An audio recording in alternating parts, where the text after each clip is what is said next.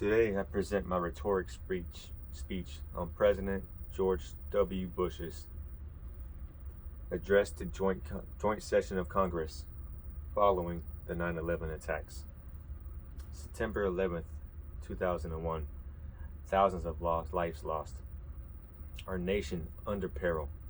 Air travel halted, households in fear of what will come next.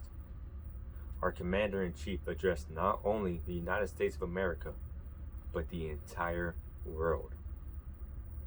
Looking back at his his address to the State of the Union on September 20th, 2001, we can see the rhetoric strategies that President Bush used to take advantage of the emotions flowing through this country, using pathos, logos, and ethos.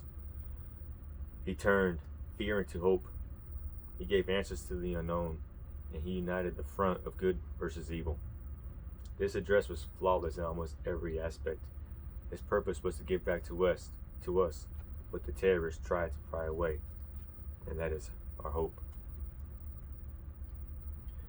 Tonight, we are a country awakened to danger and called to defend freedom. Our grief has turned to anger, and anger to resolution. Whether we bring our enemies to justice or bring justice to our enemies, justice will be done. Those are well-defining words President Bush used to help open his speech. In this moment, the president is calling for unity to our nation to show that we cannot be destroyed by terrorism, and justice will be served for the 2,997 victims that lost their lives by that cowardly attack.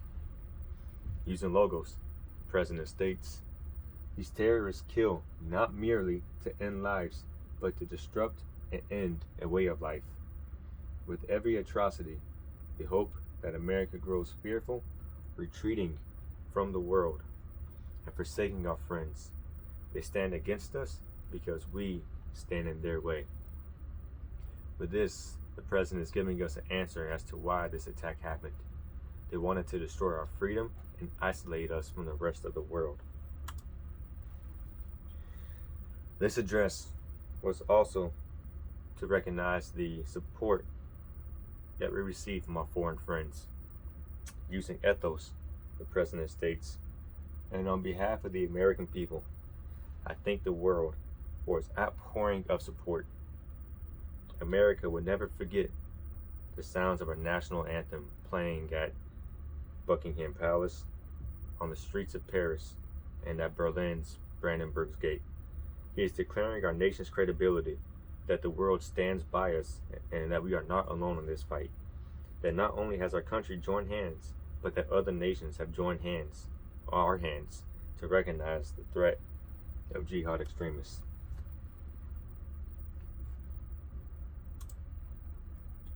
President Bush also clarified to the naive that this is not a war on religion, saying, I also want to speak tonight directly to Muslims throughout the world. We respect your faith. It is practiced freely by many millions of Americans. Its teachings are good and peaceful, and those who commit evil in the name of Allah blaspheme the name of Allah. That message really supported his opening statement, in which the president used pathos to say, we have seen the state of our union and the endurance of rescuers working past exhaustion. We've seen the unfurling of flags, the lighting of candles, the giving of blood, the saying of prayers in English, Hebrew, and Arabic. Throughout his speech, you can hear the emotions flowing through his voice.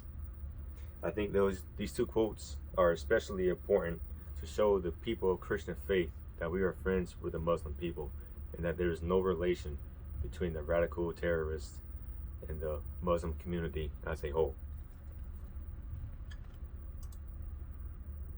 In conclusion, President Bush delivered a very strong speech with a successful outcome that protected the American people for 2 decades now, instilling hope in the hearts of the people, saying, freedom and fear, justice and cruelty have always been at war, and we know that God is not neutral between them.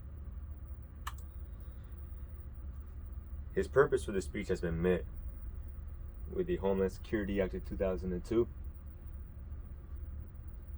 the War on Terrorism was declared, and the USA Patriot Act was passed on October 26, 2001, which really enabled our government agencies to crack down on surveillance and work together and bridge the gap so that there is no lacking side of intelligence on either entity.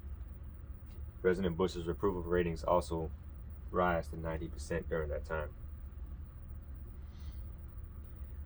We now have a strong intelligence system that has prevented many attacks, potential attacks.